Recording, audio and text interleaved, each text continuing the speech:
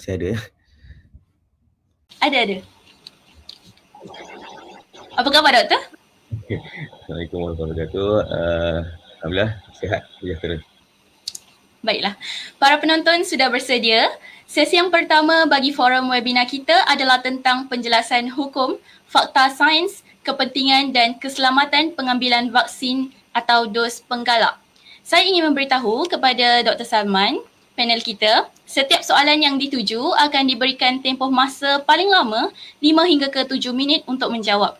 Jadi kita mulakan dengan soalan yang pertama. Soalannya yang pertama berbunyi, bolehkah yang berusaha doktor terangkan apakah itu vaksin dan apakah itu dos penggalak? Dipersilakan. Okay, Assalamualaikum warahmatullahi wabarakatuh. Terima kasih kepada moderator kita yang bersemangat pada pagi ini, Nur Atirah, dan juga kepada Profesor Madia Dr. Abdullah yang saya hormati di atas, terima kasih di atas jemputan pada pagi ini. Okay, dan juga sedikitlah saya mohon ruang kepada moderator untuk saya mainkan slide saya untuk Boleh. Okay, so saya katakan share. Yes,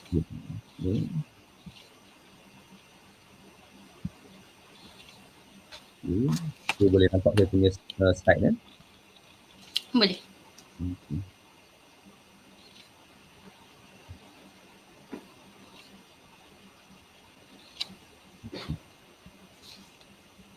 Jadi alhamdulillah syukur kepada Allah SWT kerana dapat kita bertemu dalam sesi yang saya kira agak penting untuk memberikan sedikit maklumat perkongsian berkenaan tentang vaksin ini. Dan alhamdulillah saya telah berkongsi beberapa sesi berkenaan tentang vaksin ini bersama dengan sebelum ini dengan pensyarah daripada UKM bahagian syariah dan usul fiqh, dan dalam sesi tersebut kami berkongsi maklumat dan kita juga berkongsi bagaimanakah kita ingin menyatu padukan di antara dua disiplin ilmu, iaitu ilmu perubatan dan ilmu syariah. Kenapa? Kerana kita melihat terdapat beberapa kekeliruan yang timbul dalam masyarakat akibat tidak memahami disiplin, bagaimana disiplin ilmu perubatan dan ilmu syariah ini berinteraksi di antara satu sama lain. Jadi insya-Allah pada pagi ini saya akan berkongsi sedikit sebanyak apakah yang kita katakan sebagai prinsip di dalam memahami isu ini. Kalau kita melihat isu ini daripada aspek ataupun daripada sudut politik ataupun daripada sudut penguatkuasaan semata-mata, mungkin kita akan nampak di sana ada beberapa kelemahan, ada beberapa isu yang kita katakan seolah-olah memaksa. Tetapi kalau kita melihat dari segi prinsip perubatan, dari segi prinsip agama, sebenarnya perkara ini adalah selari dengan prinsip perubatan dan prinsip agama yang insya-Allah saya akan tunjukkan apakah prinsip-prinsip tersebut. Jadi saya namakan tajuk kita perbincangan pada pagi ini adalah sebagai vaksin dos penggalak. Mungkin slot yang soalan pertama ini agak panjang sikit lah. Sebab apa? Sebab ianya adalah kita katakan sebagai prinsip utama untuk memahami apakah yang dikatakan vaksin dan apakah dos penggalak. Okay? Jadi kalau kita tengok Islam sendiri sebagai satu agama yang sangat menitik beratkan kesihatan. Dalam banyak isu, dalam banyak perkara, Nabi SAW meletakkan bahawa kesihatan ini sebagai salah satu nikmat selepas nikmat iman dan Islam. Kalau iman dan Islam ada tetapi tak ada nikmat kesihatan, maka banyak perkara yang tidak dapat kita laksanakan dalam kehidupan kita, terutamanya ibadah kepada Allah SWT. Dan juga kalau kita tengok dalam maqasidus syariah, tujuan pensyariatan sendiri, penjagaan nyawa adalah merupakan salah satu daripada elemen penting dalam pensyariatan ataupun maqasid tujuan pensyariatan itu sendiri. Dan kalau kita tengok dalam Islam sendiri juga ada dinyatakan konsep pencegahan. Jadi konsep pencegahan ini perlu difahami dengan baik supaya kita faham apakah yang dikatakan konsep pencegahan, apakah yang dikatakan sebagai konsep perawatan. Dan juga kalau kita tengok pencegahan penyakit dalam Islam ini, dia ada ditekankan melalui penjagaan kebersihan dan juga pemilihan makanan harian kita. Dan juga dan isu satu lagi yang penting yang perlu dipahami, dalam Islam ada hukum yang berbeza di antara dalam memilih perawatan. Okey, jadi kita kena faham Islam tidak menghalang kita untuk mendapatkan rawatan dan juga keharusan untuk kita berubat dengan benda haram sekiranya tidak ada bahan halal yang wujud. Jadi saya rasa perkara ini satu perkara yang jelas yang menjadi prinsip asas, dan daripada prinsip inilah kita akan bergerak membincangkan isu-isu seterusnya. Jadi kalau kita tengok apakah yang dinamakan vaksin? Vaksin ini sendiri berasal daripada perkataan bahasa Latin sebenarnya, iaitu daripada perkataan vexa ataupun sapi ataupun lembu dan vex atau vaccinia, cacar sapi. Maknanya penyakit asal ataupun vaksin asal ini diperolehi daripada ekstrak jangkitan kepada lembu.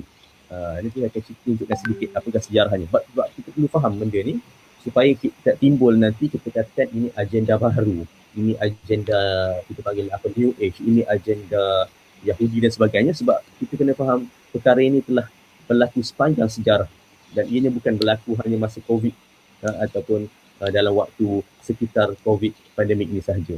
Ya? Dan kalau kita tengok apakah yang dikatakan vaksin, vaksin adalah pertama kita kena faham dia bahan antigenik. Antigenik ni apa?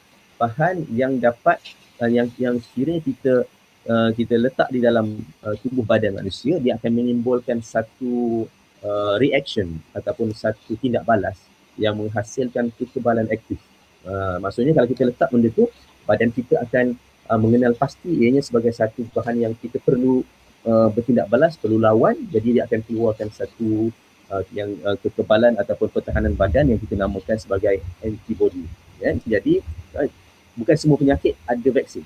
Bukan semua penyakit boleh dicegah melalui vaksin. Kerana apa? Kerana dalam prinsip perubatan, penyakit ini dibahagikan mula-mula sekali penyakit dibahagikan kepada penyakit berjangkit dan penyakit tidak berjangkit.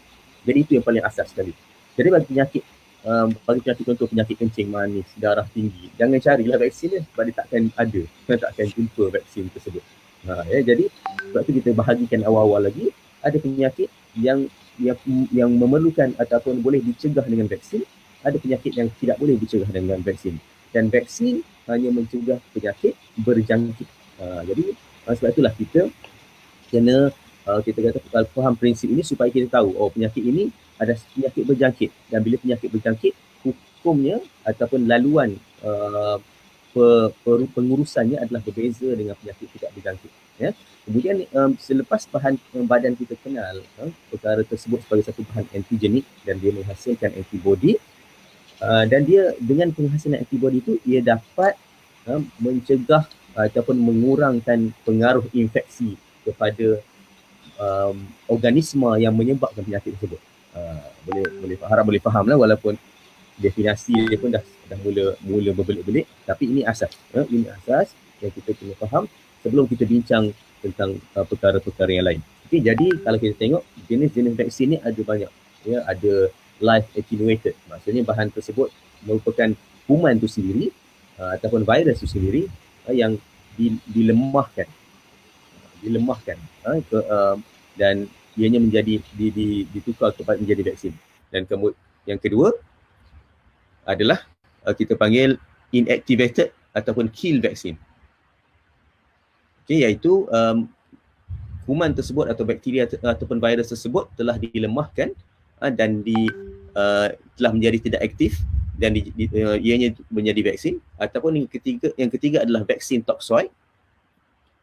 Okay, vaksin toxoid adalah kita panggil bahan-bahan yang menjadi identiti kepada virus tersebut, kita ambil dan kita jadikan sebagai vaksin. Ataupun kita katakan vaksin acellular, kita keluarkan sel-sel yang ada dalam vaksin, dalam virus tersebut, dan kita tinggalkan mungkin kulit ataupun selaput dia saja untuk menjadi vaksin. Okey.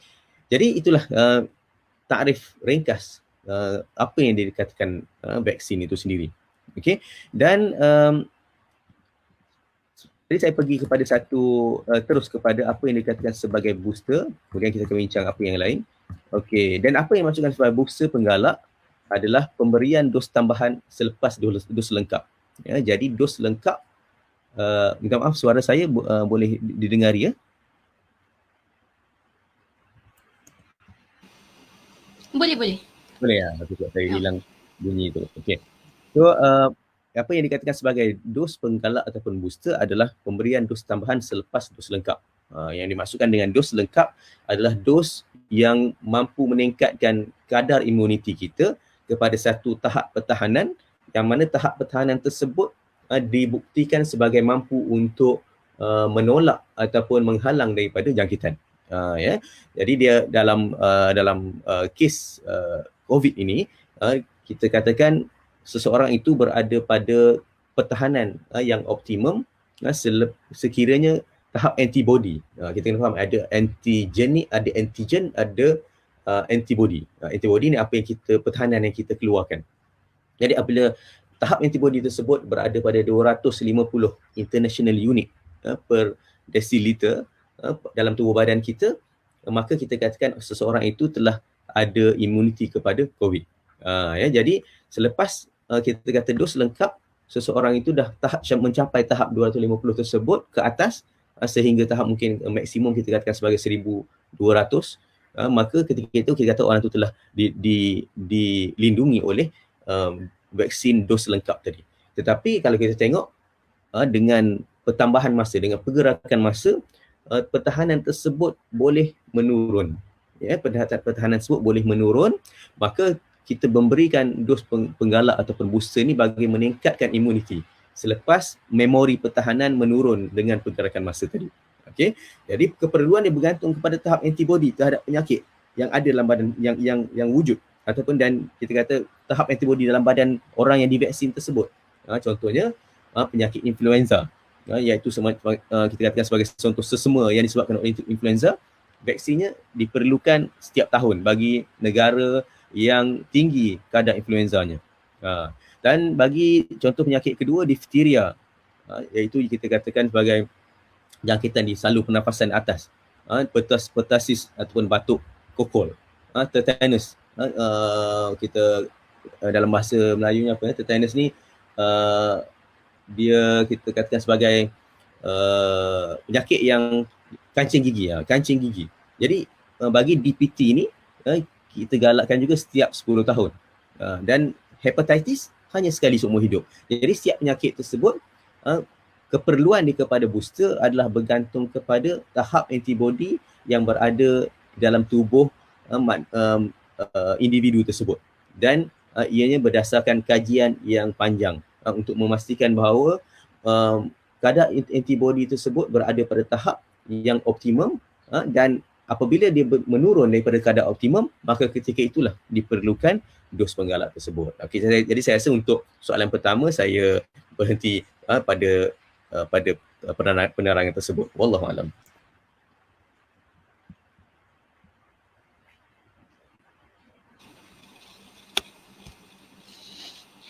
Okey, baik. Yang berusaha Dr. Salman, terima kasih dia ucapkan kepada doktor di atas jawapan yang cukup jelas itu tadi.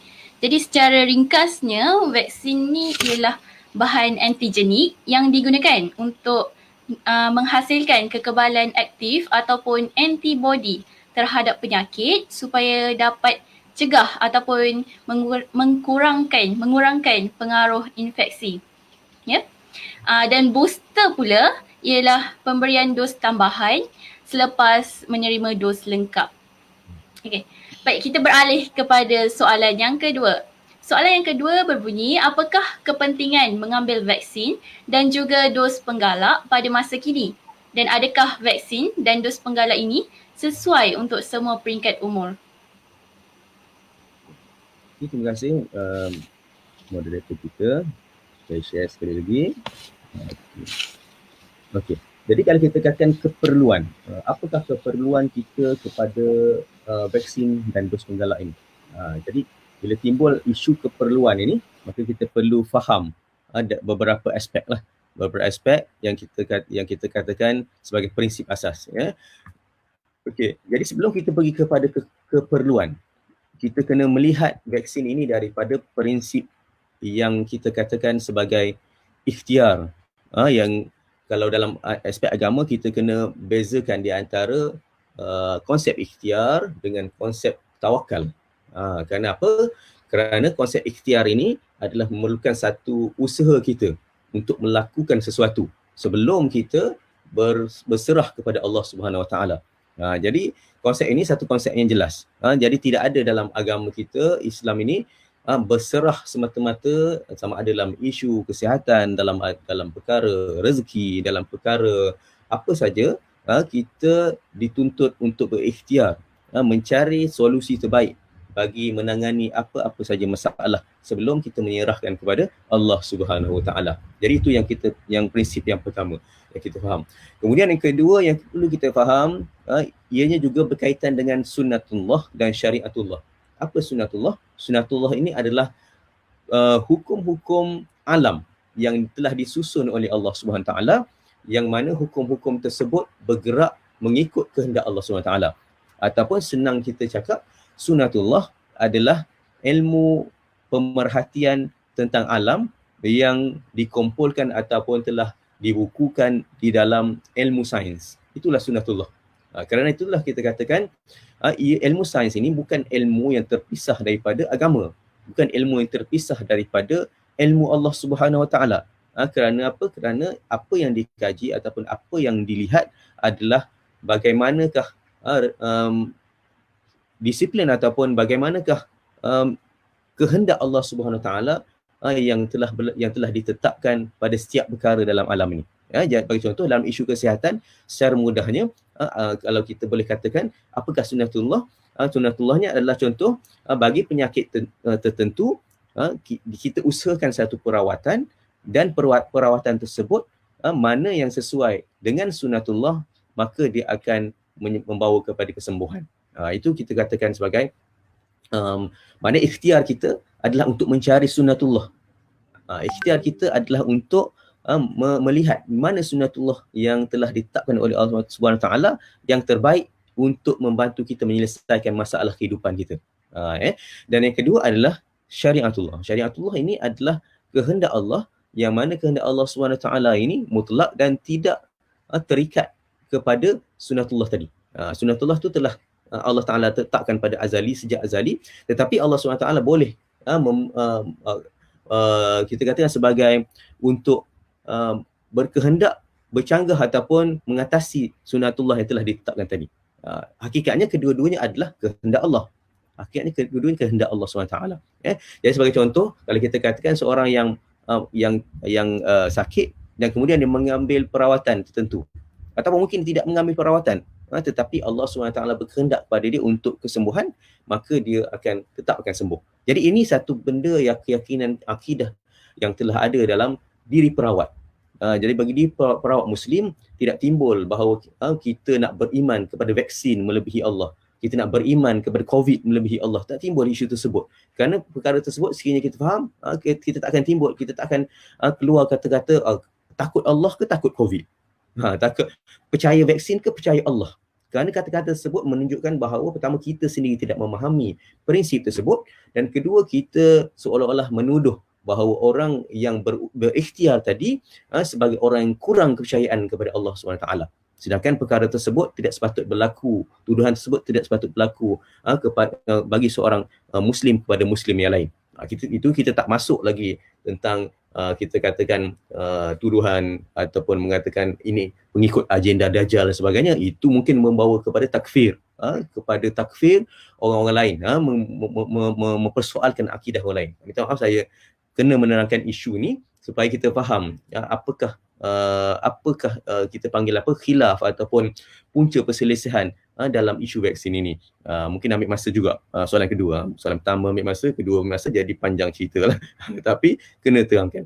Kemudian yang kedua yang saya pernah sebutkan tadi pada permulaan tadi adalah kita kena memahami dalam agama dan dalam ilmu perubatan sendiri, cara kita menangani penyakit berjangkit dan penyakit tidak berjangkit berbeza. Kita tak boleh mengatakan bahawa hukum untuk merawat penyakit berjangkit dengan hukum merawat penyakit tidak berjangkit itu sama. Boleh contohnya kita katakan, bagi orang yang ada penyakit berjangkit, dia dibenarkan untuk kita kata untuk bertawakal dan tidak mengambil langkah penjagaan. Maknanya dia boleh pergi berjalan ke mana-mana, tidak ada SOP dan sebagainya. Kerana apa? Kerana kita bertawakal. Sedangkan kalau kita tengok Nabi SAW apabila timbul suatu penyakit berjangkit, baginda melarang orang lain, orang di luar daripada kawasan penyakit berjangkit tersebut untuk masuk kepada kawasan penyakit berjangkit. Adakah Nabi SAW kurang imannya kepada Allah SWT? Tak.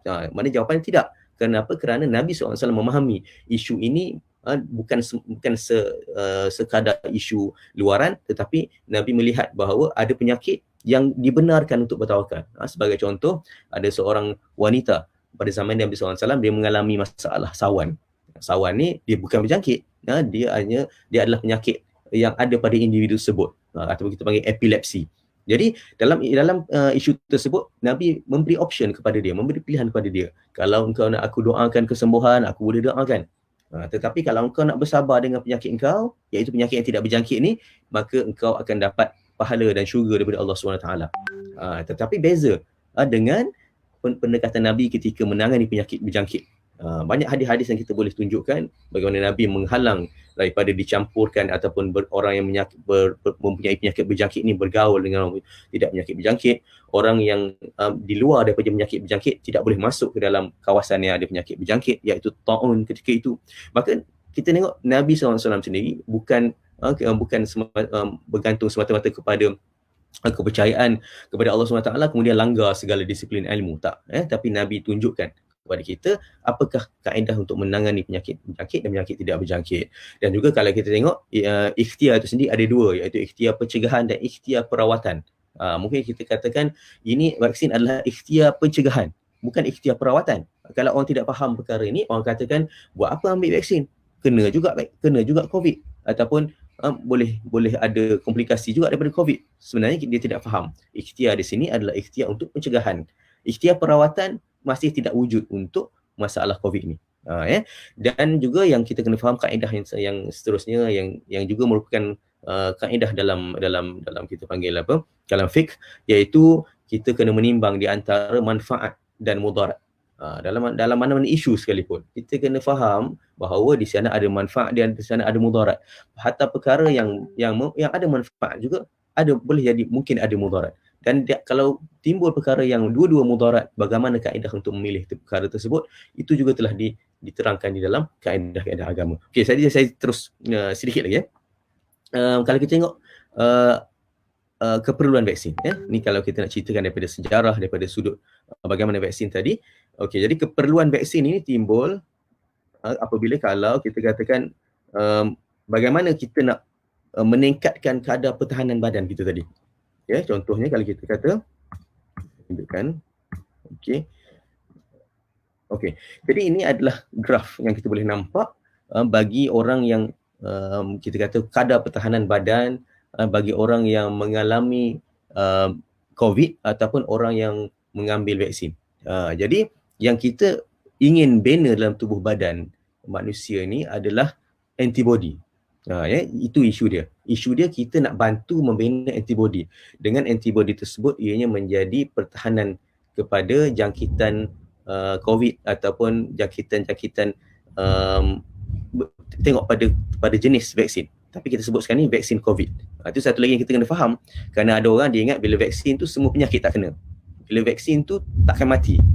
Ataupun kalau mati tu maksudnya ini salah vaksin. Sedangkan kita kata vaksin COVID hanya untuk COVID. Vaksin BCG hanya untuk BCG. Vaksin difteria hanya untuk difteria. Vaksin pertasis hanya untuk pertasis. Jadi tak timbul isu kalau selepas vaksin orang ni jadi makin lemah. Tak timbul isu orang ni selepas vaksin dia jadi banyak masalah kesihatan. Kita tak nampak apa perkaitan dengan vaksin tersebut. Kenapa? Kerana kita katakan bahawa vaksin fokus pada satu organisma sahaja, satu jenis virus ataupun satu jenis bakteria sahaja. Jadi dalam isu vaksin ni, kalau kita tengok apabila seorang itu mengalami jangkitan, maka ketika itu tubuh badan akan membina antibody. Kalau kita tengok pada hari ke-7 hingga hari ke-21 immunoglobulin M ataupun antibody awal akan timbul, akan muncul.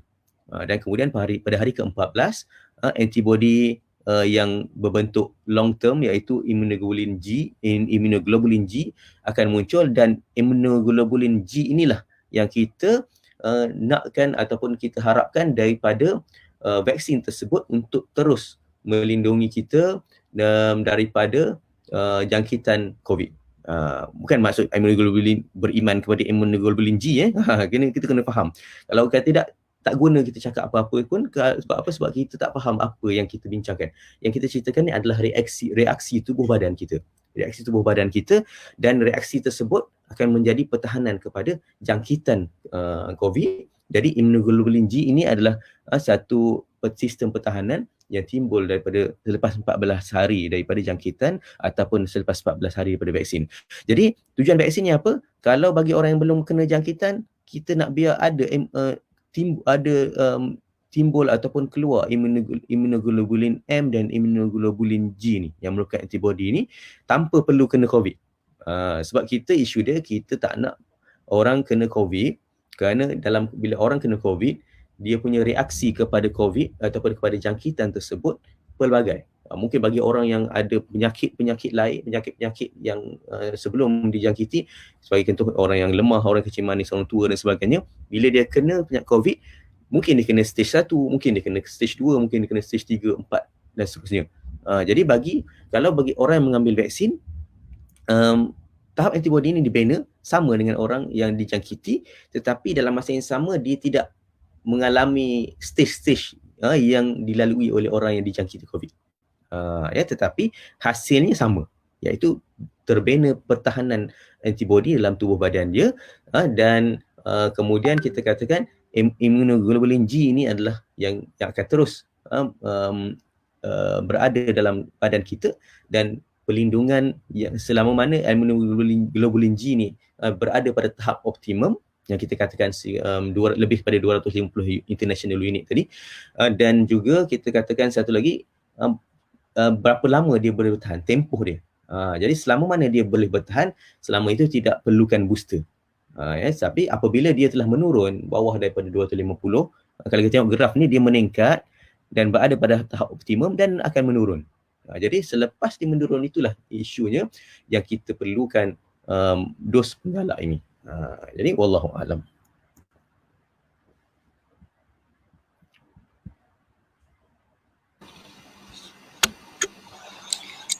Okey, terima kasih diucapkan kepada Dr. Salman di atas jawapan yang cukup jelas dan bermanfaat untuk kita sama-sama dalami dan hayati. Jadi ingat ya, vaksin sebagai satu ikhtiar pencegahan bukan perawatan COVID-19. Baik, kita teruskan lagi dengan soalan yang ketiga. Adakah dengan pengambilan vaksin dan dos penggalak, seseorang individu itu boleh mendapat kesan sampingan? Mohon penjelasan doktor.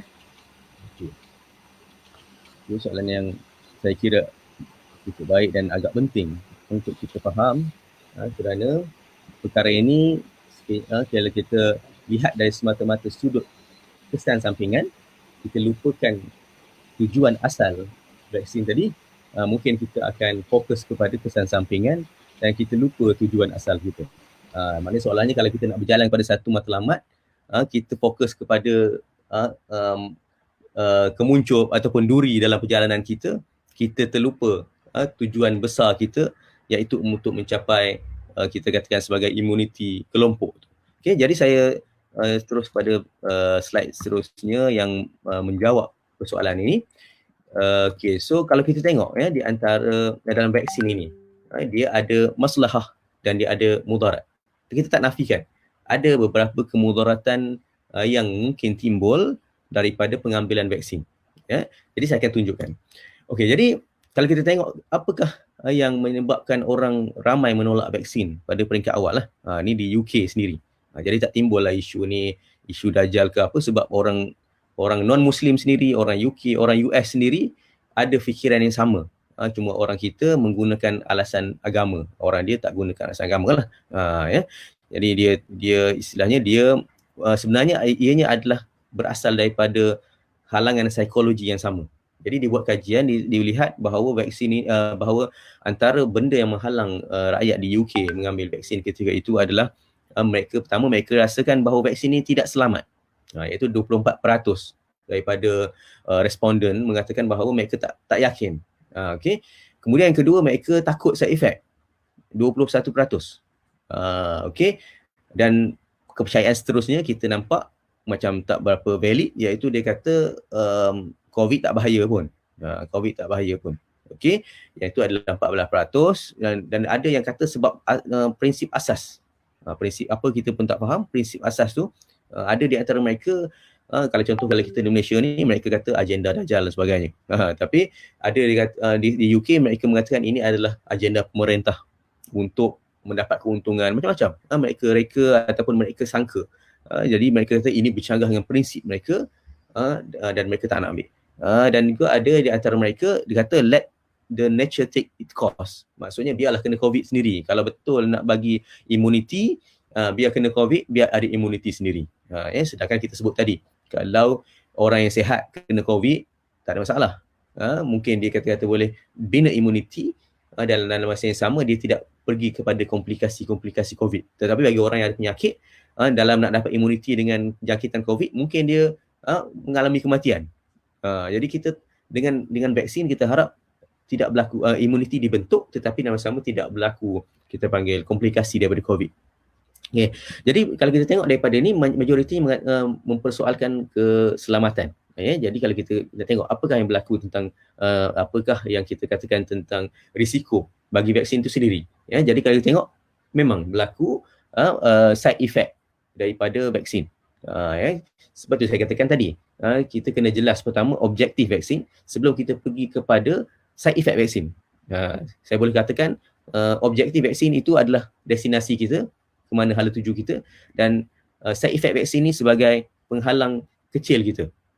Saya gambarkan sebagai duri-duri dalam jalan, kemuncuk dan sebagainya. Ianya boleh berlaku, ianya menyakitkan, ianya mungkin berlaku pada kita, tetapi hakikatnya dia tidak sebesar dengan jika dibandingkan dengan matlamat kita untuk mencapai immunity ataupun untuk eliminate virus tersebut daripada wujud dalam dunia ni. Dan kalau kita tengok, sebab tu kalau kita kata vaksin ni kita perlu lihat apakah penyakit-penyakit yang telah di-eliminate ataupun telah dihapuskan secara total daripada muka bumi ini disebabkan oleh keberjayaan usaha vaksin tadi. Tapi itu cerita panjang, cerita lain pula. Kita nak fokus pada vaksin COVID ni semata-mata.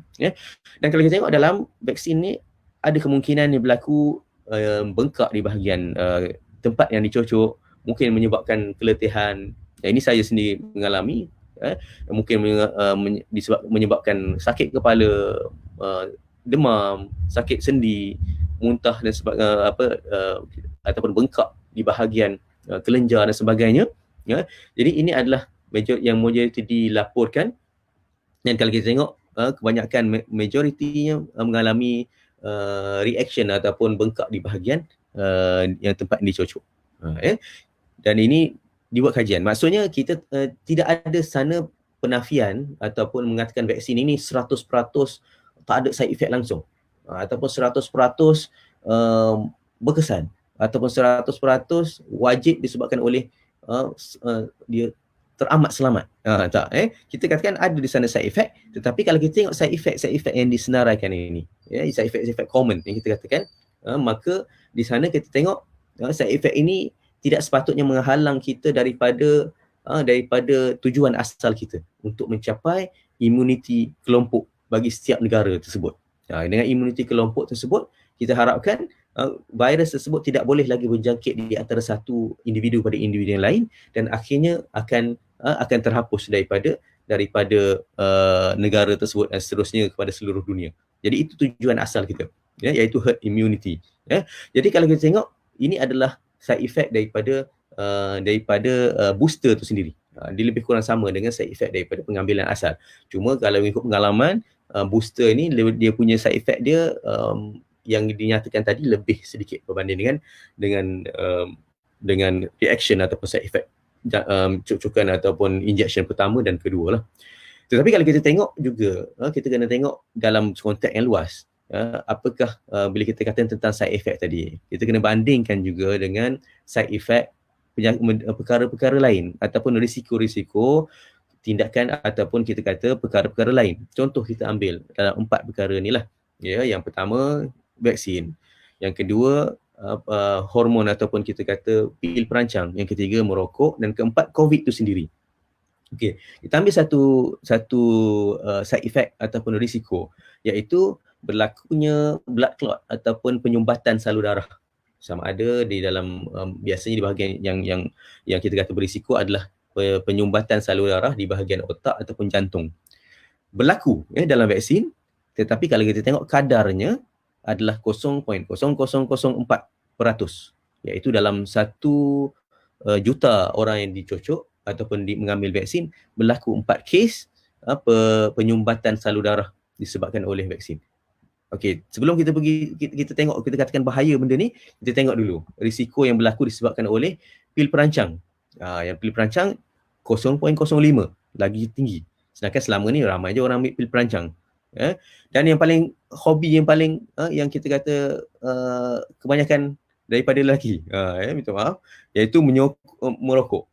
Kita katakan kadarnya ataupun kadar yang menyebabkan penyumbatan jantung dan penyumbatan salur darah otak 0.18%. Jauh lebih tinggi daripada vaksin ni. Lepas tu kita kata, biasa yang dikatakan agak kelakar orang yang merokok tetapi takut vaksin di atas alasan side effect. Sedangkan rokok itu berpuluh-puluh kali ganda lebih membawa pada side effect yang ditakut tu berbanding dengan vaksin. Okay. Dan kalau kita tengok COVID infection sendiri, maknanya jangkitan COVID tu sendiri, pertama memang dia menjangkiti, dia menyebabkan simptom-simptom batuk dan seterusnya. Dan bagi orang yang kita kata mungkin tahap 5 kerosakan paru-paru, betul. Tetapi dia sendiri ada risiko untuk berlaku penyumbatan salur darah tadi. Sebab tu ramai orang yang sembuh daripada COVID, tiba-tiba berlaku kematian mengejut. Kerana apa? Kerana di sana ada risiko juga lebih tinggi untuk berlaku kes penyumbatan salur jantung dan salur darah otak, iaitu 16.5%. Jadi kita boleh timbang di sini, nak tunggu nak dapat imuniti daripada jangkitan COVID ataupun nak dapat imuniti daripada vaksin.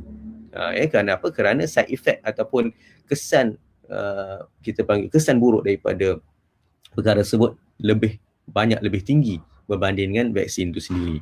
Jadi sebab itulah kalau kita tengok dalam KKM sendiri, kita tak pernah pun menafikan wujudnya side effect ni. Sebab itulah dia punya flow dia bagi pengambilan vaksin ini, dia ada flow dia, ada station dia.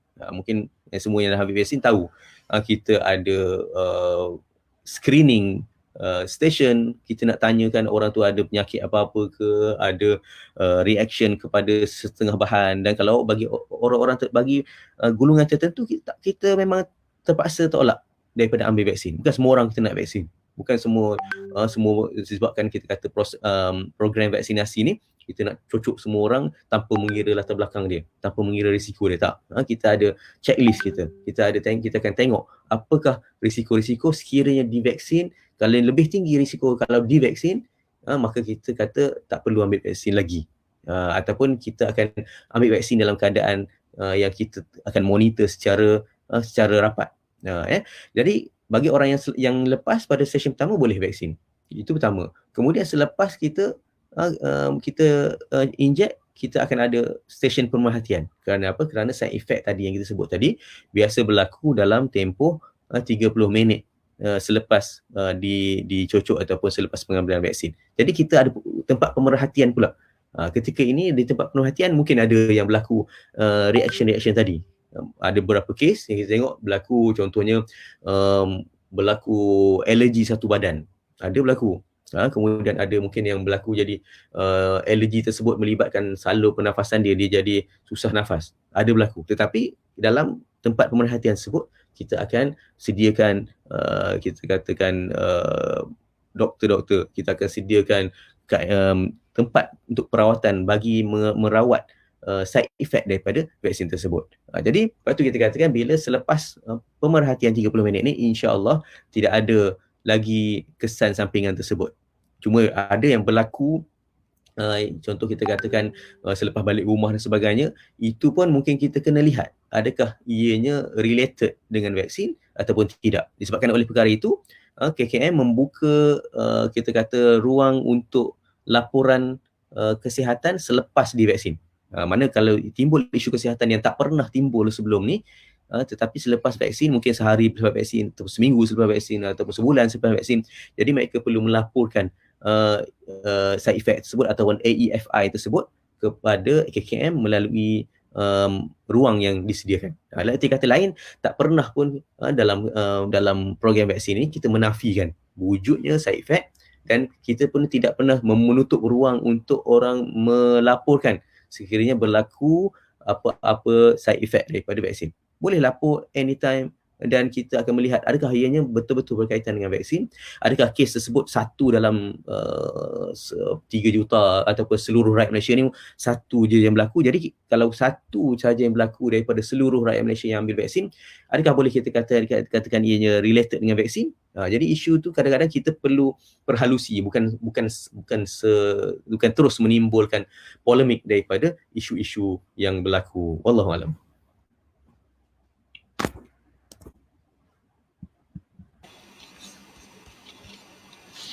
Baiklah, terima kasih diucapkan kepada Dr. Salman di atas jawapan yang cukup jelas tadi. Jadi vaksin ni ada masalah dan ada juga mudaratnya. Tetapi kita lihat kepada tujuan asal kita tengok masalah tu lagi tinggilah. Ya, memang ada side effect dan sebagainya. Tapi kita perlu pantau lah diri kita sendiri. Nanti apa-apa jadi boleh pergi bertanyakan kepada yang lebih pakar, iaitu doktor. Jadi soalan yang keempat, berapa lamakah vaksin dan dos penggalak ini boleh bertahan dalam imuniti badan seseorang? Dan adakah selagi COVID-19 ini ada, kita akan sentiasa bergantung dengan vaksin dan dos penggalak? Dipersilakan, doktor. Okay. Jadi untuk jawab soalan ni, saya pergi kepada slide yang lain. Jadi kalau kita tengok keperluan, pertama kita pergi tadi kepada keperluan booster ataupun dos penggalak tadi. Kita dah ceritakan bahawa dos penggalak ini diperlukan, pertama vaksin tu sendiri diperlukan untuk membina antibody tadi. Iaitu immunoglobulin M dan immunoglobulin G, yang mana immunoglobulin G ini adalah antibody yang akan stay ataupun berada dalam tubuh badan kita untuk sebagai pertahanan. Cuma sekarang ni isunya adalah pada berapa lama immunoglobulin G ni akan stay ataupun akan berada dalam tubuh badan kita dan seterusnya menjadi benteng pertahanan pada tubuh badan. Jadi ini adalah kita katakan satu ilmu ataupun satu statement yang masih lagi menjadi pemerhatian saintis. Kenapa? Kerana kita masih dalam fasa dalam tempoh pandemik. Jadi tidak ada di sana satu kata putus berkenaan tentang berapa lama immunoglobulin G ni akan berada dalam badan. Cuma kalau kita lihat di sini adalah kajian yang dibuat di dalam beberapa pusat kesihatan dan dilaporkan di dalam beberapa jurnal, iaitu berapa lamakah tempoh immunity ini akan kekal ataupun immunoglobulin antibody tadi akan kekal. Kebanyakannya melihat mereka mengambil tahap antibody tadi sebelum dicocok dan selepas 3 bulan, selepas 6 bulan, dan mereka melihat berlakunya di sana pada bulan pertama sehingga bulan ketiga, kadar imuniti akan meningkat kepada tahap optimum. Yang ini pun kita kena faham. Kerana apa? Kerana sebelum ni ramai orang kata yang selepas vaksin mereka masih dijangkiti. Jadi mereka kata vaksin tu tidak berkesan untuk mencegah. Okey, jadi kita kena faham pertama vaksin ini memerlukan masa untuk aktif. Untuk aktif ataupun untuk menghasilkan antibody tadi berdasarkan graf yang saya tunjukkan tadi. Maksudnya pada hari ke-7 hingga hari ke-14 barulah di sana akan timbul immunoglobulin M dan immunoglobulin G tadi. Jadi sebab itulah kalau kita tengok selepas 2 minggu selepas daripada dicocok vaksin, barulah kita kata tubuh badan kita membina immunoglobulin G tadi, dan barulah kita kata ianya aktif. Baru dia telah aktif, bukan aktif microchip aktif microchip, isu microchip ke apa tu dah terjawab secara sendiri dah. Tak timbul dah siapa ada microchip ke, siapa ada magnet dalam badan ke, tak timbul benda tu. Jadi isu sekarang ni dia hanya aktif pada hari ke-7 bagi setengah vaksin, dan pada hari ke-14 bagi setengah vaksin. Kecuali vaksin Sputnik ni selepas 21 hari daripada dos pertama. Kenapa dia hanya perlukan satu dos saja. Tetapi bagi yang lain, tahap optimum immunity ataupun immunoglobulin G tadi hanya tercapai selepas daripada dos kedua dan juga hari ke-47 hingga ke hari 14. Jadi sebab itulah perlunya kita faham. Jadi dalam tempoh ini, dalam tempoh 2 minggu ataupun pertama dalam tempoh vaksin dos pertama, maksudnya bila sebut dos pertama, dia tak cukup untuk meningkatkan tahap immunoglobulin M dan immunoglobulin G tadi. Tak cukup. Jadi dia tak dikira sebagai telah ada pertahanan.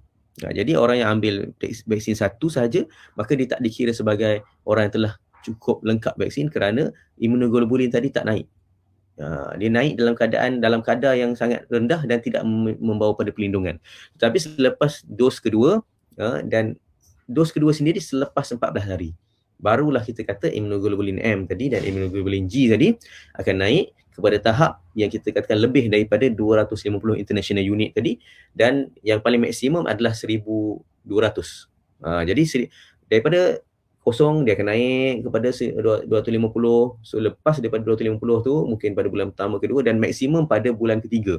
Bulan ketiga adalah bulan yang bulan ketiga selepas second dose. Selepas second dose adalah tahap yang paling optimum bagi perlindungan vaksin.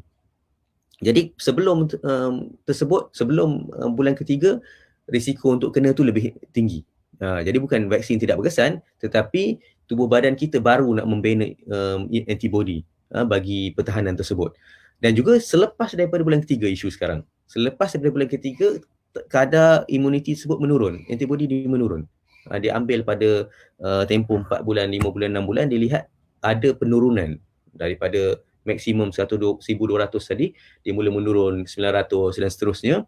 Dan selepas 6 bulan, dia ada di antara individu yang tahap imunitinya ataupun tahap antibodinya telah turun daripada bawah daripada 250. Bila sebut bawah 250, maksudnya dah tak, antibody tu tak mampu dah nak menghalang daripada COVID menjangkiti tubuh badan mereka. Jadi selepas itu, mana sehingga 9 bulan ada yang kita katakan tahapnya tahap imunitinya telah tidak wujud lagi.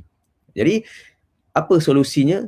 Di sinilah kita katakan datangnya kepentingan untuk booster tadi. Dan saya katakan bahawa setiap penyakit berbeza. Ini adalah imuniti penyakit COVID yang diambil 3 bulan, 6 bulan tadi, imuniti penyakit COVID. Penyakit lain-lain. Ada saya katakan penyakit tadi yang diambil sepanjang hidup, tahap antibody dia terus tinggi, iaitu contohnya hepatitis. Sebab tu kita hanya perlukan satu vaksin saja. Kenapa? Kerana tahap imuniti dia terus berada dalam tubuh badan sepanjang hidup orang tu. Jadi tak perlu dah nak booster kena apa. Tetapi untuk vaksin COVID ni selepas 3 bulan dia menurun. Dan sebab itulah kita katakan perlunya ada satu usaha untuk meningkatkan balik imuniti tersebut. Jadi sebab itulah kita tengok pada graf ini, dia selepas 6 bulan kita mencadangkan untuk booster tadi. Kerana apa? Kerana dengan booster, tahap antibody yang telah turun tadi mungkin tak sampai kosong lagi, tetapi dah bawah daripada tahap yang mampu mempertahankan individu tersebut daripada jangkitan, maka kita dengan booster tersebut dia akan naik balik. Cuma isu dia sekarang ni, dia naik banyak mana dan dia naik lama mana. Itu masih dalam kajian. Naik memang naik. Naik memang naik. Tetapi berapa lama dia naik dan setinggi mana dia naik, itu adalah masih dalam kajian. Sebab kita masih dalam fasa COVID lagi. Maksudnya vaksin ini masih isu dia, maksudnya bukan kita nak trial keberkesanan dia. Keberkesanan dia telah terbukti, iaitu dengan meningkatkan antibody. Tetapi sekarang ni trialnya pada berapa tempoh, berapa lama. So tak simbol lah kita ni tikus makmal lah, kita ni apa kita panggil uji kaji. Tak timbul isu tu sekarang. Apa? Kerana keberkesanan dia telah terbukti, tempohnya yang masih belum terbukti dan masih dikaji. Jadi sebab itulah pada timbulnya isu perlunya booster selepas 6 bulan daripada dos kedua. Kerana apa? Kerana kita nak meningkatkan semula tahap imuniti tadi. Cuma isunya sekarang, adakah perlu booster ke-3, ke-4, ke-10 ke sebagainya? Semuanya bergantung kepada berapa lama tahap pertahanan dalam badan tersebut boleh sustain ataupun boleh maintain dalam tubuh badan kita. Adakah dia sama macam influenza tadi? Kerana influenza tadi setiap tahun dia akan turun. Jadi ada yang perlukan tahunan. Ada di antara sana yang dia akan turun selepas 10 tahun. Jadi dia perlukan booster selepas setiap 10 tahun. Ada di antara sana yang tak perlu booster langsung. Contoh macam hepatitis tadi. Jadi dalam isu COVID ni masih lagi dalam pemerhatian. Bukan uji kaji, bukan uji kaji, pemerhatian. Uji kaji ni macam selalu dilontarkan, kata uji kaji atau tikus makmal itu tidak wujud. Sebab apa? Sebab berkesanan telah terbukti. Cuma sekarang ni tempoh perlindungan tadi yang masih lagi diperhatikan oleh saintis. Jadi daripada situlah baru kita tahu booster tu diperlukan setiap tahun ataupun hanya diperlukan sekali, kita kata selepas dos kedua tadi. Okey. Wallahualam. Okay, baik Doktor. Terima kasih diucapkan kepada Dr. Salman tentang ulasan sebentar tadi. Jadi, kita masih dalam kajian dan pemerhatian sebab COVID-19 ni masih berlaku kan sekarang ni. Jadi, seterusnya kita teruskan dengan soalan yang ke-5 dan bolehkah yang berusaha doktor jelaskan kenapa individu yang sudah divaksin dan booster masih boleh terkena jangkitan walaupun sudah divaksin? Silakan. Ini juga soalan yang hangat diperkatakan lah. Jadi ramai di antara mereka yang saya katakan tadi tidak melihat daripada aspek perubatan, dia lebih melihat daripada aspek sentimen semata-mata. Dan saya katakan tadi perlu faham bilakah vaksin tadi dia mula aktif ataupun mula menghasilkan pertahanan tubuh badan. Ya, jadi kalau kita tengok dalam sebelum ni, maka orang yang vaksin tetapi satu dos, maka dia tidak ada pertahanan. Jadi isu dia dah ambil vaksin tapi kena tak timbul. Kerana apa? Kerana pertahanan masih belum dibentuk dalam tubuh badan dia. Dan juga orang yang ambil second dose tapi mungkin tidak cukup 14 hari, boleh kena juga. Kerana apa? Kerana risiko dia sama macam orang tak vaksin juga. Sama. Mana orang yang setakat ambil satu dos, orang yang ambil 2 dos tetapi tidak cukup pertahanan ataupun tidak cukup hari tempoh untuk badan kita mengeluarkan antibody, maka ketika itu risiko dia untuk kena COVID sama macam orang tak vaksin. Itu yang kita kena faham yang pertama. Jadi tak timbul vaksin pun kena sebab apa? Sebab risiko sama. Disebabkan oleh imuniti tadi tidak terbentuk lagi. Cuma isu dia yang kedua adalah isu kita katakan sebagai selepas divaksin tadi, selepas lengkap vaksin, kemudian selepas imuniti antibody telah terbina, masih boleh kena vaksin. Itu isu dia. Masih boleh kena jangkitan COVID, itu isu dia. Kerana apa? Kita katakan yang pertama, penurunan kadar imuniti tadi, penurunan kadar imuniti. Jadi bila kadar imuniti ni menurun dan ianya berbeza daripada setiap individu, dan apabila dia menurun pada tahap di bawah 250 international unit tadi, maka ketika itu risiko dia untuk kena COVID dengan orang yang tidak divaksin adalah sama. Jadi sebab itulah kita katakan perlunya ada optimum level. Bukannya semata-mata dia divaksin, kemudian dia dah ada imuniti, terus ada pertahanan sepanjang hidup dia, tak ada. Ya. Kerana apa? Kerana pada waktu tertentu dia akan menurun, dan mengikut kajian selepas 6 bulan dia akan menurun di bawah daripada tahap optimum. Jadi bagi orang yang dah ada divaksin 6 bulan dalam Malaysia ni, dia perlu tahu bahawa risiko dia semakin meningkat untuk kena COVID walaupun dia dah lengkap second dose tadi. Jadi itu isu dia. Jadi kemudian kita tengok juga ada isu yang dipanggil breakthrough. Kenapa masih jangkiti selepas vaksin? Dia panggil breakthrough infection. Bagi orang yang ada vaksin, dia ada breakthrough infection. Isu dia adalah sebabkan tadilah, disebabkan oleh peningkatan yang lambat dan penurunan yang cepat. 6 bulan tadi bagi majoriti manusia, bagi majoriti individu yang vaksin, tetapi ada orang yang dalam masa selepas 3 bulan tu terus dia menurun. tak sampai 6 bulan, mungkin kita kata dah tahap optimum dia telah di bawah, berada pada bawah tahap optimum, maka orang yang macam ni dia kadar jangkitan boleh berlaku. Cuma dibuat juga kajian. Kajian yang berkenaan tentang breakthrough ni ataupun kita kata jangkitan selepas vaksin ini, dia tidak menafikan. Pertama, isu dia tidak menafikan orang yang divaksin boleh dijangkiti. Cuma kita tengok orang dijangkiti selepas vaksin ni tahapnya di mana. Yang pertama kita tengok tahap keseriusan penyakit dia. Iaitu majoriti berada pada tahap kita panggil apa, stage 1 dan stage 2. Iaitu ini menunjukkan penurunan lebih kurang 88% daripada kadar berlaku ataupun tahap sebelum vaksin. Sebab tu kalau kita tengok sebelum ni ada pada peringkat awal COVID, jangkitan COVID, ada di antara mereka yang muda yang tidak ada penyakit pun boleh mendapat stage 5. Maknanya mereka pergi ke pusat vaksin dalam keadaan sihat sejahtera, ada penyakit COVID, pada ketika itu mungkin stage 1, tetapi tiba-tiba dalam masa seminggu terus menjadi stage 5. Kerana apa? Kerana ketika itu stage itu tidak ditentukan oleh sama ada orang itu ada penyakit ataupun tidak. Cuma kalau kita tengok selepas divaksin, majoriti yang kena vaksin, kena COVID berada pada tahap 1 dan 2, iaitu menunjukkan penurunan lebih kurang 88%. Dan juga kalau kita tengok juga hospitalization, iaitu keperluan untuk orang yang kena COVID, jangkitan COVID itu dimasukkan ke hospital untuk oksigen, untuk kita panggil apa, support ventilation dan sebagainya, untuk support pernafasan, menurun juga daripada sebanyak 96%. Okey, dan juga kadar kematian disebabkan oleh COVID juga menurun daripada kita panggil kepada 96%. Jadi ini adalah kajian tentang breakthrough. Lepas tu kita kena tengok kajian tu, kita kena tahu adakah kajian tersebut menggambarkan tentang jangkitan COVID yang asal ataupun jangkitan breakthrough ataupun jangkitan selepas dos pertama ataupun selepas dos kedua. Sebab itu dia banyak kajian yang kita perlu tengok dan kita perlu melihat kajian yang terkini dan paling autentik. Sebab apa? Sebab kajian ataupun paper tentang kajian ni terlampau banyak.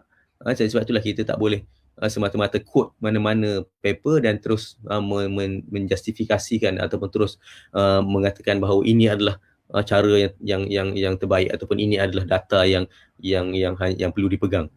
Kemudian kalau kita tengok juga jadi itu adalah yang kita katakan breakthrough tadilah. So kadarnya lebih kurang sama di Malaysia dan di seluruh dunia. Dan kalau kita tengok juga kadar selepas vaksinasi juga, di antaranya adalah penurunan. Ini contoh, ini di Malaysia. Jadi di Malaysia kalau kita tengok kategori 1, dibuat kajian juga siapa yang berada dalam kategori 1 ni. Jadi 87% tidak vaksin. So baki 20% lagi adalah orang yang vaksin. So dalam kategori 2 pun sama, lebih daripada separuh adalah orang yang tidak vaksin. Kategori ketiga pun sama, 62% tidak ada vaksin. Jadi kita katakan yang majoriti daripada setiap stage tu adalah stage kita kata stage yang rendah. Tetapi bagi orang yang mungkin dia vaksin tetapi dia ada penyakit-penyakit yang kita panggil comorbidity yang lain yang mungkin telah teruk. Contohnya kencing manis yang telah ada komplikasi, buah pinggang dan sebagainya.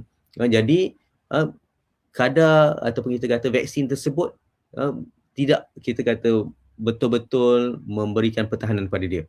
Jadi sebab itulah kita kata pentingnya di samping vaksin, kepentingan SOP itu perlu. Kenapa? Kerana vaksin semata-mata dia ada kadar penurunan dia. Jadi dengan SOP kita harapkan lagi mengurangkan risiko untuk jangkiti. Contohnya SOP yang dinyatakan sebagai penjarakan, memakai mask sebagainya, itu adalah kita katakan sebagai satu langkah yang asas untuk menghalang daripada penyakit-penyakit berjangkit menular.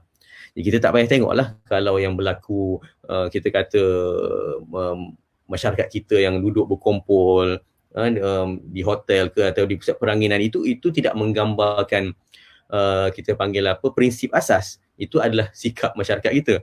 Jadi prinsip asasnya SOP itu adalah untuk membantu menghalang penularan. Jadi kalau orang kita katakan pada zaman sekarang lebih-lebih lagi pada waktu sekarang ni yang tidak mengikut SOP dan melanggar SOP, semuanya contoh di stadium dan sebagainya, kita tak katakan bahawa di sana tak perlu dah kepada SOP. Kerana apa? Kerana SOP yang kita bentukkan sebelum ini adalah SOP asas untuk menghalang jangkitan. Disebabkan oleh vaksin kita sebutkan tadi, dengan vaksin tadi boleh lagi berlaku tahap penurunan dan berlaku jangkitan kepada orang yang divaksin. Jadi sebab itulah kombinasi di antara vaksin dan di antara SOP itu satu benda yang perlu, dan kita katakan gabungan kedua-dua ini akan mengurangkan lagi risiko untuk berlakunya jangkitan COVID-19 ini. Wallahualam.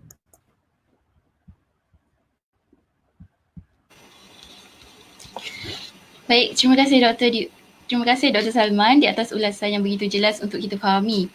Jadi untuk meneruskan soalan kita yang terakhir, sebelum kita beralih kepada soalan yang terakhir, sekiranya para penonton mempunyai soalan yang terbuku di hati, para penonton boleh mengajukan soalan di ruangan komen untuk dibacakan oleh saya dan dijawab oleh Dr. Salman. Jadi soalan yang terakhir ialah, sebagaimana yang kita tahu, majoriti masyarakat kita adalah beragama Islam. Walaupun lebih daripada 95% masyarakat Malaysia yang dewasa yang sudah layak untuk divaksin telah mengambil vaksin, kita lihat terdapat lagi segelintir masyarakat yang masih lagi mempertikaikannya dari sudut hukum tentang pengambilan vaksin dan booster ini. Jadi boleh doktor jelaskan tentang perkara tersebut? Silakan. Jadi ini kita katakan sebagai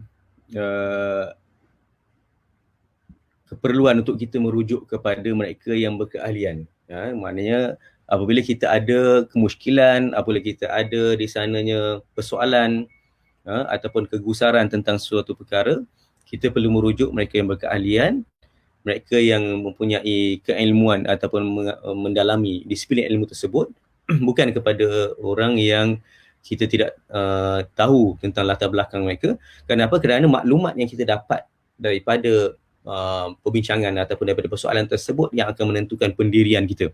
Jadi kalau kita duduk dalam komuniti ataupun sentiasa bertanya kepada mereka yang menolak vaksin disebabkan oleh asas yang kita pun tak nampak sebab apa, kerana saya sini melihat asas penolakan ni sangat kita kata sangat variable, sangat terlampau sangat banyak.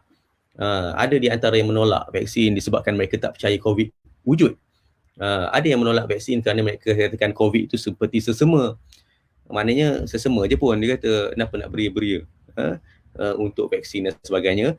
Ada di antara mereka yang menolak, mereka percaya COVID tetapi mereka menolak vaksin kerana mereka katakan vaksin itu sebagai satu agenda Barat untuk sebagai contoh agenda Yahudi untuk menguasai dunia, ada agenda untuk menjadikan mereka ini sebagai tentera Dajjal dan sebagainya, dengan masukkan kita kata microchip. Ini saya rasa moderator dan juga semua yang menonton pada hari ini banyak membaca perkara ini dalam Facebook terutamanya lah. Kerana apa? Kerana di sana ramai di antara mereka yang hanya mendapat maklumat daripada Facebook dan juga daripada Google dan sebagainya. Dan juga ada mereka di antara mereka yang tidak menolak kewujudan vaksin, tidak menolak kewujudan COVID dan tidak mempertikaikan keberkesanan vaksin. Cuma mereka tak nak mereka vaksin tersebut dipaksa ataupun dijadikan sebagai satu agenda nasional di atas dasar politik dan sebagainya, kerana mereka nampak di sana adanya pihak yang mendapat keuntungan dengan program tersebut. Dan ada di antara mereka yang tak tahu sebab apa mereka tolak. Mereka tolak tu dengan alasan mereka kata dengan alasan-alasan yang mungkin mereka kata haram, sedangkan tak timbul pun isu haram dalam isu vaksin COVID ni. Ada yang dikatakan yang mengatakan bahawa ianya agenda untuk menyebabkan kematian secara besar-besaran, sedangkan kalau vaksin menyebabkan kematian, bagaimana pula mereka yang mengatakan bahawa vaksin tadi untuk mengaut keuntungan, dan kalau orang dah mati macam mana dia nak gaut keuntungan? Ada juga di antara mereka yang mengatakan vaksin ni menyebabkan kemandulan supaya umat Islam ni tak bertambah dalam kita panggil apa, generasi mereka. Sedangkan kalau kita tengok di Israel sendiri kadar vaksinasi itu lebih awal mencapai 100%. Maknanya kalau mereka katakan agenda Israel untuk mengurangkan generasi ni, maka patutnya orang Israel lah orang yang paling tidak mengambil vaksin. Tetapi kalau kita tengok perkara tersebut sepanjang kita panggil apa dalam tempoh 2 tahun ni dia terjawab sendirilah. Dia terjawab dengan sendiri dan akhirnya kita tak nampak apakah yang menjadi asas kepada penolakan tersebut. Jadi sebab itulah kalau kita katakan saya suka kembali kepada kita kata apa tentang asas vaksin ini tadi yang kita telah tetapkan, dan kemudian juga tentang fatwa vaksin. Dan kalau kita tengok fatwa ni dia bukan dibina oleh seorang manusia saja, dia dibina oleh sekumpulan mereka yang berkeahlian dalam bidang agama, dalam bidang syariah dan seterusnya. Mereka ini bukan semata-mata berbincang sesama mereka sendiri, mereka berbincang dengan mereka yang mahir dalam disiplin ilmu yang lain. Jadi fatwa ni, kalau fatwa berkaitan kesihatan, maka di sana adanya hadir sekali adalah pakar-pakar perubatan, pakar-pakar yang terlibat dalam yang punya kepakaran dalam bidang mikrobiologi, mereka yang punya kepakaran dalam bidang penyakit berjangkit. Jadi sebab apa? Sebab tu kita katakan bila keluarnya satu fatwa yang membenarkan penggunaan vaksin ini, maka tak perlu lagi kita ni sebagai orang awam, orang yang mungkin tidak ada kemampuan untuk memahami bagaimana fatwa itu dibentuk melalui kita panggil apa kaedah-kaedah fatwa, melalui kaedah-kaedah pembentukan hukum, maka kita kena serahkan perkara tersebut kepada mereka yang berkeahlian, iaitu para ulama yang telah pun bersepakat dan telah pun berbincang dengan mereka yang punya keahlian. Ini yang kita katakan sebagai ijma', sebagai fatwa ataupun sebagai ijma' semasa bagi masa tersebut. Jadi sebab itulah dalam Islam ini, dalam pembinaan hukum bukan semata-mata kita bergantung kepada ataupun kita merujuk kepada Al-Quran dan Al-Hadis semata-mata, tetapi juga ada yang dikatakan ijma' dan ada yang dinamakan qiyas. Jadi kalau ahli sunnah wal jamaah, mereka tidak sepatutnya menolak ijma' di dalam perkara tersebut ataupun fatwa-fatwa dalam perkara tersebut yang membenarkan penggunaan vaksin selama mana ianya tidak mengandungi perkara yang haram. Jadi sebab itu kita kata vaksin yang haram kita telah senaraikan. Yang haram ni maksudnya yang dibuat terus daripada unsur-unsur yang mempunyai contohnya kaitan dengan khinzir. Dan kalau kita tengok di sana, kita nyatakan perkara tersebut tidak boleh digunakan kerana adanya unsur-unsur yang ni, unsur-unsur yang haram. Contohnya Biothreat dan Rotatec. Jadi bukanlah semua benda kita katakan di para ilmuwan ini benarkan di atas dasar kita panggil apa fatwa dan sebagainya. Kerana mereka buat kajian dan mereka bertanya kepada mereka yang berkeahlian sebelum mereka mengeluarkan fatwa. Dan juga kalau kita tengok dalam kaedah sendiri antara masalah dan mudarat, ini adalah kaedah yang paling besar. Sebab tu kalau orang belajar tentang qawaid fiqhiyah, qawaid fiqh, isu perbahasan tentang masalah dan mudarat ini dibincangkan dengan sangat detail. Apabila bertembung maslahat dan mudarat, kita kena pilih kemaslahatan. Apabila timbul maslahat umum dengan maslahat khusus ataupun mudarat yang khusus, maka kita kena pilih maslahat yang lebih umum. Apabila timbul di antara dua mudarat, kita kena pilih mudarat yang paling ringan. Semua tu kaedah yang dipelajari kalau kita belajar tentang syariah. Tapi kalau kita belajar daripada Facebook, kita baca semata-mata atau berbincang dengan mereka yang tidak berkeahlian, maka kita tak peliklah timbul di sana kerisauan-kerisauan yang sebenarnya tidak ada asas pun, tidak ada satu rujukan pun. Dan kalau kita tengok lagi yang agak memelik atau memelikkan, yang agak kita panggil apa, yang saya tak boleh terima sehingga sekarang adalah bagaimana orang-orang yang menolak vaksin atas dasar agama Islam kononnya, tetapi rujukan-rujukan mereka adalah daripada UK dan US, daripada negara-negara kafir yang lain. Saya tak faham macam mana mereka mengatakan mereka menolak vaksin di atas dasar hukum, di atas dasar Islam, tetapi rujukan-rujukan mereka adalah daripada UK dan US juga. Sebab tu kita kena faham, di UK dan US, di sana mereka ada juga golongan yang kita panggil yang bersetuju untuk mengambil vaksin atau mudah kita kata pro vaksin, dan dia ada di sana mereka yang anti vaksin. Jadi mereka setiap golongan ni dia ada kajian-kajian dia. Dia ada kajian dia ada kita katakan mereka buat mereka menulis paper, mereka membuat simposium, mereka membuat kita katakan sebagai media conference sebagainya. Tetapi bila kita yang di Malaysia ni ataupun di negara Islam ni yang menolak vaksin atas dasar agama, kemudian mereka mengambil hujah anti vaksin, maka kita katakan di mana Islamnya? Sedangkan mereka mengambil rujukan sama dan mereka menolak vaksin kononnya ini agenda barat, agenda Yahudi dan sebagainya, tetapi dalam sama-sama mereka rujukan mereka masih barat juga. Jadi sebab tu kita katakan sebenarnya bila kita berbincang perkara ini dan kita melihat perkara ini secara detail, secara halus, hakikatnya tidak timbul. Mana isu penolakan itu adalah disebabkan oleh mereka tidak menyerahkan isu ini kepada keputusan mereka yang telah yang berkeahlian. Jadi sebab itu saya suka untuk lebih kurang kata menutup kita punya perbincangan pada malam ini dengan satu ayat daripada Al-Quran, iaitu Islam telah menyatakan solusi untuk kita menyerahkan segala persoalan, segala kekeliruan kepada mereka yang berkeahlian. Dalam ayat Quran surah An-Nisa ayat 83, Bismillahirrahmanirrahim, wa idza ja'ahum amrun minal amni awil khaufi adza'u bih. Apabila datang pada mereka satu urusan tentang pada ketika zaman Nabi, urusan peperangan, tentang sama ada adanya serangan musuh ataupun tidak, mereka akan terus menyatakan tanpa mereka merujuk kepada sumber yang asal. Walau radduhu ila rasul wa ila ulil amri minhum.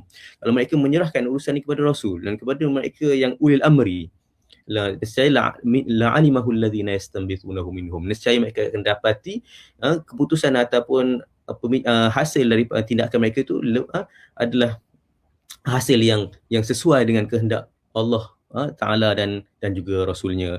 Dan juga satu hadis daripada Nabi SAW juga sebagai penutup kita, dalam satu hadis Nabi SAW daripada Atha bin Rabah dan Abi Rabah, ketika mana seorang lelaki bermusafir bersama para sahabat dia, dan ketika itu dia telah mengalami kecederaan dan selepas lelaki tersebut mengalami kecederaan, ia bermimpi dan wajib mandi. Yang mana perlu mandi wajib lah. Maka ketika itu para sahabat-sahabat yang lain suruh dia mandi juga walaupun dalam keadaan dia berdarah. Dan selepas dia mandi, dia mati.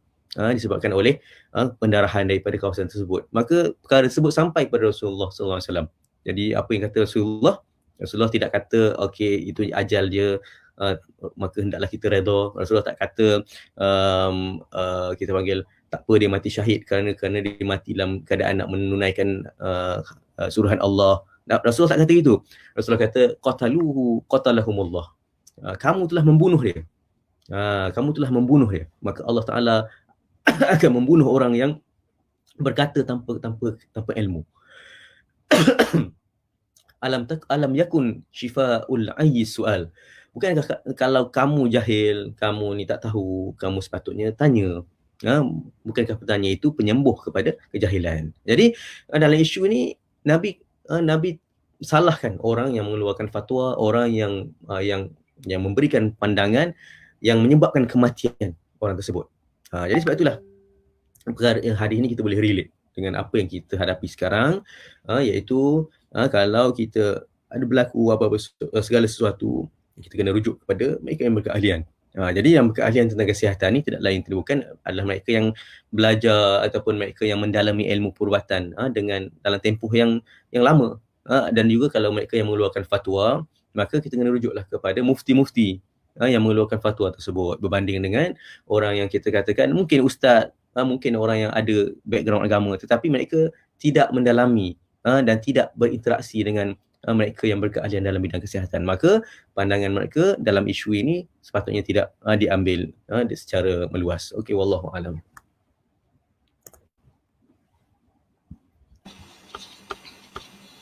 Baiklah, terima kasih diucapkan kepada Dr. Salman di atas jawapan yang cukup jelas dan bermanfaat untuk kita sama-sama ambil manfaat daripadanya.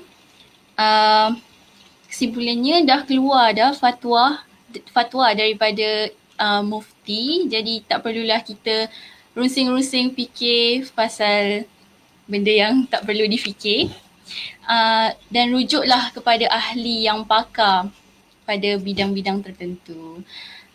Sukanya saya di sini sekali lagi ingin mengingatkan para penonton agar mengisi Google Form pendaftaran menerusi pautan yang akan diberikan di ruangan komen, kerana setelah program ini tamat, anda akan diberikan e-sijil sebagai tanda penghargaan.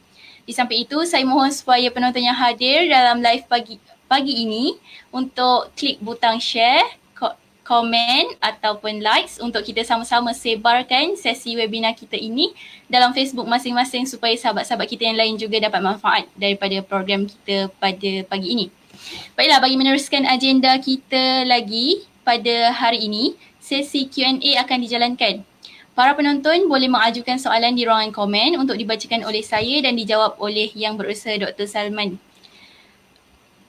Jadi doktor, soalan yang pertama berbunyi, kenapa jenis-jenis vaksin memberi keberkesanan yang berbeza? Persilakan. Okay, saya share sekali lagi skrin. Okay, jadi kalau kita tengok dalam vaksin ini dia bergantung kepada jenis vaksin. Jadi kalau jenis-jenis vaksin yang ada di Malaysia, kalau kita tengok ada 3 yang utama, iaitu Sinovac, Pfizer dan AstraZeneca. Dan kadar keberkesanan dia bergantung kepada kita panggil jenis dia lah. Jadi kalau kita lihat sebelum ni, kadar keberkesanan bagi Pfizer dan juga AstraZeneca lebih daripada 90%, dan bagi Sinovac lebih kurang 80%. Jadi keputusan untuk ambil vaksin yang mana, maka itu kita serahkan kepada pihak kerajaan lah. Kenapa? Kerana kita katakan walaupun mungkin Sinovac agak rendah sedikit, tetapi masih lagi boleh cukup untuk meningkatkan kadar imuniti tadilah. Sebab apa? Sebab satu lagi kita tengok yang ianya adalah bergantung kepada jenis vaksin. Yang pertama adalah mRNA. mRNA ini adalah pengambilan kita panggil genetik daripada COVID tu. Dia ambil unsur genetik COVID yang seterusnya dimasukkan di dalam Pfizer, dan Pfizer tersebut dan genetik tersebut akan dikenal pasti oleh tubuh untuk penghasilan antibody.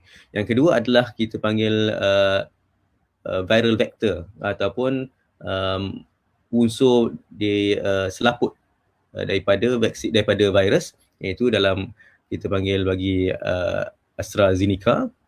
Yang itu juga kita katakan contoh-contoh yang lain adalah CanSino, Johnson & Johnson, Sputnik, tapi semua ni tidak ada di Malaysia lah. So setiap jenis ni ada, setiap satu jenis ataupun satu type of vaksin ni dia ada di Malaysia, iaitu Pfizer, mRNA, AstraZeneca, viral vector dan juga inactivate virus, iaitu Sinovac. Kalau kita tengok Sinovac yang majoriti daripada rakyat Malaysia dapat adalah Sinovac, merupakan virus yang telah dibunuh dengan pemanasan yang tinggi, dan seterusnya akan virus tersebut telah mati, tapi dia boleh membina imuniti dalam tubuh badan. Jadi keberkesanannya pun adalah bergantung kepada jenis virus, jenis vaksin, dan keputusan untuk memilih jenis-jenis itu adalah keputusan kerajaan lah. Jadi cuma ada setengah orang yang memang insist ataupun bersungguh untuk dapatkan setengah jenis vaksin pada ketika itu. Jadi ketika itu ada beberapa orang yang lebih memilih Pfizer, ada memilih AstraZeneca. Cuma Pfizer pada ketika peringkat awal tersebut disahkan sesuai untuk ibu yang mengandung. Jadi sebab itulah ramai ibu mengandung ambil Pfizer. Tetapi secara overallnya semuanya memberikan perlindungan yang sama lah.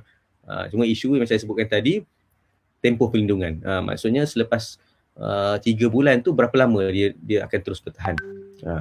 Dan juga kajian yang terbaru, booster sekiranya berbeza jenis pun ada juga dibuat kajian berbeza jenis, kurang efektif. Tapi itu semua dalam peringkat kajian. Sebab itulah kita kata sekarang ni di Malaysia isunya adalah booster maknanya bagaimana untuk pelaksanaan booster tersebut. Bagi orang yang adalah Pfizer senang, dia terus ambil Pfizer juga. Dan juga kadang-kadang dia berkaitan juga dengan keputusan untuk contohnya untuk haji. Kenapa Arab Saudi hanya membenarkan mereka yang mengambil Pfizer untuk pergi menunaikan umrah dan haji sebagainya. Jadi itu lebih kepada polisi kerajaan lah. Dia tidak bergantung, yang itu tidak melibatkan aspek kita akan panggil fatwa ataupun aspek kajian kesihatan sangat. Ia lebih kepada polisi kerajaan. Sebab tu kita kena faham ada perkara itu merupakan polisi kerajaan yang mungkin dibuat atas dasar nasihat KKM, maka ketika itu kita kena perkara tersebut boleh diberi cadangan untuk direview. Contohnya dalam beberapa isu lah yang disebut sekarang ni, dari isu isu kita panggil merentas negeri. Sekarang ni isu masih timbul, adakah sampai berapa lamakah penjarakan itu diperlukan. So isu tersebut ongoing, dianya berterusan, dan ianya tidak berkaitan dengan jenis vaksin pun. Ianya berkaitan dengan polisi kerajaan. Okey, wallahu alam. Baik, diharapkan jelas jawapan daripada Dr. Salman tadi. Seterusnya, soalan daripada penonton kita. Kenapa penerima booster, khususnya Sinovac, perlu menerima booster Pfizer? Boleh doktor jelaskan?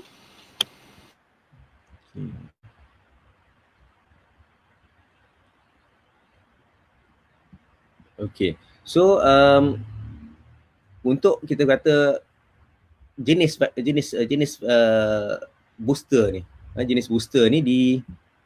kalau mengikut kajian yang terbaru, dia masih lagi dalam proses kita panggil mengenal pasti adakah jenis yang sama itu lebih baik ataupun jenis yang berbeza itu lebih baik. Cuma Malaysia mengambil pendekatan jenis Pfizer disebabkan oleh polisi kerajaan, contohnya kerajaan Saudi tadilah.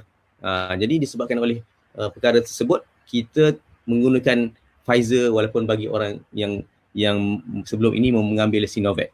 Tetapi ada juga kajian di sana yang mengatakan bahawa booster perlu diambil oleh jenis yang sama untuk memberikan manfaat yang lebih ataupun manfaat yang diharapkan. Sebab kalau di jenis berbeza, dia tidak mendapat tahap antibody yang optimum. Jadi sebab itulah saya katakan tadi, dia perlu bezakan di antara polisi dan di antara ilmu perubatan tadi. Tapi polisi kerajaan, Pfizer, untuk mempermudahkan urusan-urusan sebagai contohnya pergerakan ke luar negara, untuk contohnya sebelum ni UK dan Saudi tidak menerima kita panggil vaksin selain vaksin Sinovac. Jadi sebab itulah kita kata polisi kerajaan untuk mempermudahkan dia terus menggunakan booster Pfizer. Tetapi kajian yang masih berjalan, adakah mereka mengatakan adakah perlu jenis yang sama? Kenapa? Kerana jenis yang berbeza mungkin kurang efektif daripada jenis yang berbanding dengan gunakan jenis yang sama yang kita ambil dalam dos pertama dan kedua. Masih dalam kajian, dan saya katakan tadi ini polisi kerajaan dan saya tak ada komen berkenaan tentang perkara tersebut. Wallahualam. Baiklah, soalan yang seterusnya. Adakah selamat atau tidak ambil dos penggalak dari jenama vaksin yang berbeza dari 2 dos sebelumnya? So, isu keselamatan tak timbul lah. Isu keselamatan dia tidak ada kita panggil risiko yang pertambahan risiko sekiranya kita ambil daripada dos ataupun daripada jenis yang sama. Itu ya secara ringkasnya. Kenapa? Kerana kita panggil dia tidak ada interaksi yang kita panggil yang bercanggah lah di antara dos yang pertama dengan dos kedua. Okay, baiklah. Soalan terakhir daripada penonton kita dan diharapkan yang berusaha Dr. Salman boleh menyimpulkan keseluruhan pengisian kita pada pagi ini sebentar lagi. Kenapa Sinovac wajib ambil booster? What happen if some people doesn't want to take booster jab? Silakan. Ini saya rasa kita dah bincang tadilah keperluan booster tadi. Dan saya rasa mungkin boleh rujuk kepada apa yang kita bincang tadi berkenaan tentang tahap immunoglobulin atau tahap antibody yang berada dalam tubuh badan selepas 6 bulan. Jadi bila tahap selepas 6 bulan tu dia ada penurunan, bila ada penurunan maka di situlah keperluan untuk mendapatkan booster lah. Dan tahap penurunan ni berbeza-beza dari setiap individu dan bagi setiap penyakit. Cuma yang dibuktikan dalam penyakit COVID ni penurunannya adalah selepas majoriti selepas 6 bulan. Jadi di situlah timbul keperluan untuk booster dan berapa kali kena booster setahun itu pun masih dalam kajian disebabkan kita nak tengok berapa antibody ni, adakah antibody ni turun lagi selepas booster ni. Jadi sebab tu kita kena tengok booster ni adalah adakah dia booster yang tahunan ataupun booster untuk seumur hidup. Masih dalam kajian. Sebab apa? Sebab kita katakan selepas booster ni meningkat, tapi berapa lama dia meningkat itu kita masih melihat perkara tersebut dalam setiap individu yang di booster lah. Allah.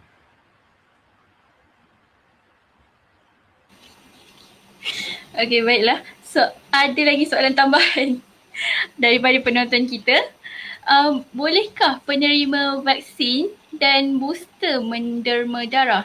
Adakah ia memberi kesan? Dan pesakit COVID juga boleh ke derma darah? Okey, itu last. Okey, jadi untuk derma darah ni biasanya kita ada tempoh tertentu lah. Terutamanya bagi orang yang menghidap COVID, yang penghidap maknanya orang yang telah menghidap COVID, dia ada tempoh tertentu untuk ambil vaksin dan juga untuk membuat transfusi darah. Tetapi secara umumnya selepas 90 hari tak ada masalah lah. Selepas 90 hari tak ada masalah untuk kita panggil apa, mengambil vaksin dan juga untuk menderma darah. Okey, jadi baik, jelaslah jawapannya. Itu tadi. Seterusnya yang terakhir, bolehkah doktor membuat kesimpulan bagi semua pengisian kita pada pagi ini? Silakan. Jadi untuk akhirnya saya menyeru pada semua lah. Sebenarnya saya dah simpulkan tadi, saya simpulkan sekali lagi. Okay, saya simpulkan sekali lagi, iaitu untuk saya fokus saya untuk dalam mana isu adalah untuk kita melihat ianya daripada kerangka ilmu, bukan melihatnya terpisah sebagai satu isu politik ataupun satu isu terpencil semata-mata, tetapi kita melihat bagi apakah big framework, kita panggil apa, the framework yang besar bagi sesuatu isu. Sebagai contoh saya katakan tadi, isu vaksin, kemudian adakah kita nak fokus kepada tujuan utama program vaksin ni ataupun kepada side effect, ataupun kita katakan tadi kemudian yang kedua adalah isu untuk kita mendapatkan maklumat daripada mereka yang berkeahlian berbanding dengan kita membaca secara bebas dalam Google semata-mata ataupun daripada sumber-sumber yang tidak berautoriti. Jadi semua perkara tersebut akhirnya akan membina kerangka pemikiran kita, dan sebab itulah kita kata kerangka pemikiran ni perlu dibina dengan asas yang betul. Sebagai yang paling penting adalah asas agama berdasarkan kaedah-kaedah fiqh yang saya sebutkan tadi, bagaimana kita menilai di antara maslahah dan mudarat, bagaimana kita nak menilai di antara dua kemudaratan. Semua itu memerlukan ilmu, maka kita perlu kembali balik semula kepada ilmu. Mana kita perlu kembali pada ilmu, kita perlu kembali kepada mereka yang berkeahlian untuk mendapatkan ilmu tersebut. Jadi itulah kesimpulan ringkas yang saya boleh sebutkan tentang isu vaksin ini. Jadi itu sajalah perkongsian saya pada hari ini. Wallahu taala alam. Baiklah, terima kasih Yang Berhormat Dr. Salman atas kesimpulan yang padat dan ringkas dibuat sebentar tadi. Maka jelaslah di sini bahawa pentingnya pengambilan vaksin dan dos penggalak dalam kalangan masyarakat pada hari ini bagi mencegah penularan COVID-19 di dalam negara maupun di luar negara. Diharap para penonton mengambil cakna tentang isu vaksin dan dos penggalak ini serta dapat membuat keputusan yang tepat demi kebaikan kita bersama. Maka dengan kesimpulan itu tadi, tamatlah sesi webinar yang pertama kita pada pagi ini. Jutaan terima kasih diucapkan kepada Yang Berusaha Dr. Salman bin Amiruddin atas perkongsian beliau dan diharap kita dapat berjumpa lagi di program yang lain. Terima kasih Yang Berusaha Dr. Salman bin Amiruddin. Baiklah, bagi meneruskan aktiviti kita, seterusnya kita beralih kepada sesi yang dinanti-nantikan oleh semua penonton kita, iaitu sesi kuis.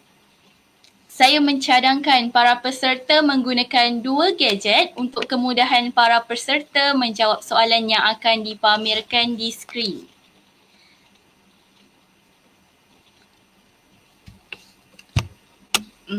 Tunggu ya.